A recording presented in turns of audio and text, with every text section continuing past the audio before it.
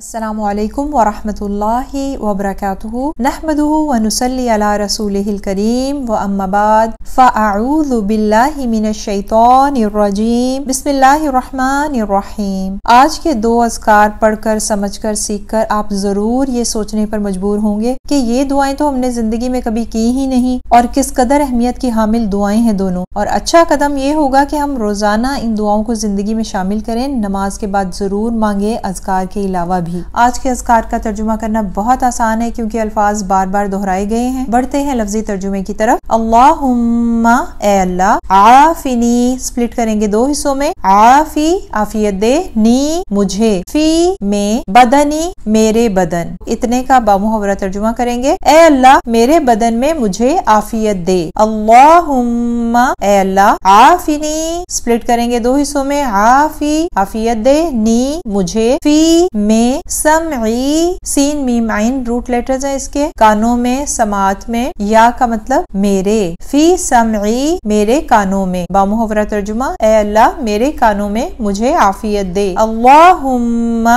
ए अल्लाह, आफिनी आफी आफियत दे, नी मुझे, फी में बसरी बसर बा सौदरा रूट वर्ड है इसका, मतलब है इसका आंखें, या का मतलब है मेरी, बसरी मेरी आंखों। ए अल्लाह मेरी आंखों में मुझे आफियत दे। ला नहीं, इलाहा माबूद, इल्ला सिवाए, अंता तेरे, तेरे सिवा कोई माबूद नहीं है। सारे का बामुहावरा तर्जुमा करेंगे अब हम। ए अल्लाह मेरे बदन में मुझे आफियत दे। ए अल्लाह मेरे कानों में मुझे आफियत दे। ए अल्लाह मेरी आंखों में मुझे आफियत दे, तेरे सिवा कोई माबूद नहीं है। अल्फाज के जायजे में लफ्ज लेंगे हम आफिनी, आफिनी आफियत। ये लफ्ज छोटा मगर जामे है, हर चीज उसके अंदर आ जाती है। उसका मतलब है प्रोटेक्शन फ्रॉम क्लाइमेटीज, उर्दू में मोहताजी, अनहोनी, नागहानी आफत, आजमाइश, टेस्ट, ट्रायल से महफूज होने को आफियत कहते हैं। यानी इन सब से हम महफूज हैं तो हम आफियत में हैं। आपके पास अल्लाह की नेमतें हैं, आप पीसफुली अल्लाह की इबादत कर रहे हैं, पीस ऑफ माइंड है आपके पास, पुरसुकून जिंदगी है, तो आप आफियत में हैं। और यही आफियत हम स्पेशली अपने बदन, कानों और आंखों के लिए अल्लाह सुब्हानो तआला से तलब कर रहे हैं। बहुत ही खुशकिस्मत इंसान हैं आप अगर आपको कोई बीमारी लाहक नहीं, कोई बैसाखी का सहारा लेकर नहीं चलते। आला समात के बगैर भी बहुत अच्छा सुन लेते हैं, बगैर ग्लासेस के दूर और करीब की हर चीज देख लेते हैं। आप आफियत में हैं। लेकिन सारी जिंदगी ये नेमतें ऐसे ही आपके साथ नहीं रहेंगी। अगर आप चाहते हैं कि अल्लाह की अता करदा नेमतों को जवाल ना आए तो उसकी दी हुई नेमतों का शुक्र अदा करें, जुबान से भी और अमल से भी। और बेहतरीन तरीका शुक्र की अदायगी का ये है कि उसकी दी हुई नेमत को उसकी राह में लगाया जाए। इस जिस्म को, समात को, बसारत को अल्लाह की इबादत में लगाइए, अल्लाह की राह में लगाइए, दीन सीखिए और सिखाइए। अल्लाह सुब्हानो तआला कुरान पाक में सूरह इब्राहिम की आयत नंबर 7 में फरमाते हैं, लइन शकरतुम लाज़ीदन्नकुम लइन कफरतुम इन्न अज़ाबी लशदीद। अलबत्ता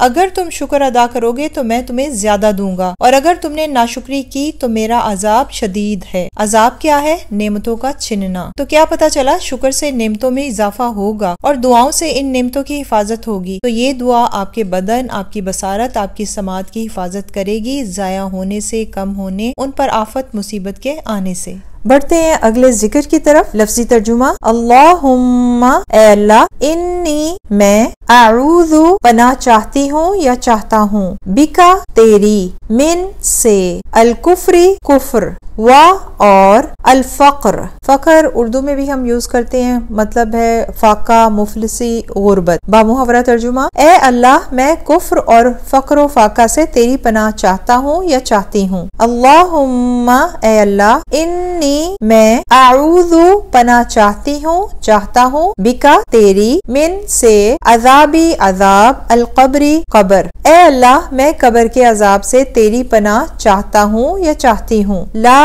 नहीं, इलाहा माबूद, इल्ला सिवाए, अंता तेरे, तेरे सिवा कोई माबूद नहीं है।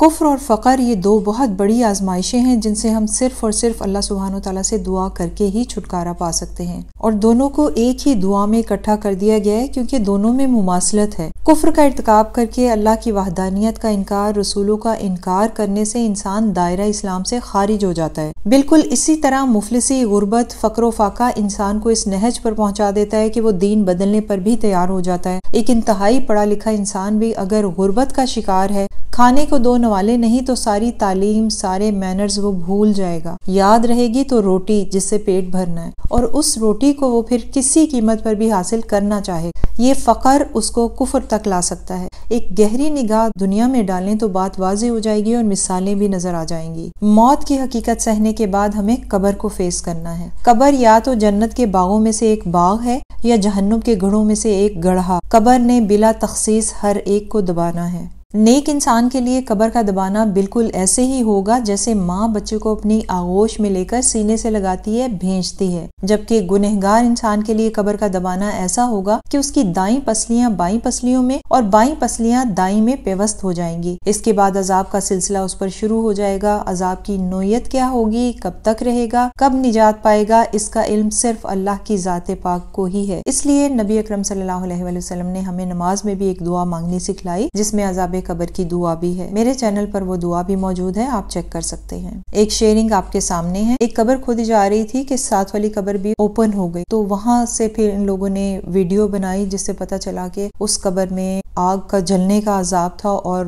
جو میت ہے وہ بیٹھی ہوئی ہے اور برے طریقے سے جلی ہوئی ہے۔ اللہ سبحانہ وتعالی ہم سب کو اپنے فضل و کرم اور عافیت میں رکھے، کفر و فقر اور عذاب قبر سے بچائے، آمین ثم آمین۔ جزاکم اللہ خیرا کثیرا۔ السلام علیکم ورحمۃ اللہ وبرکاتہ۔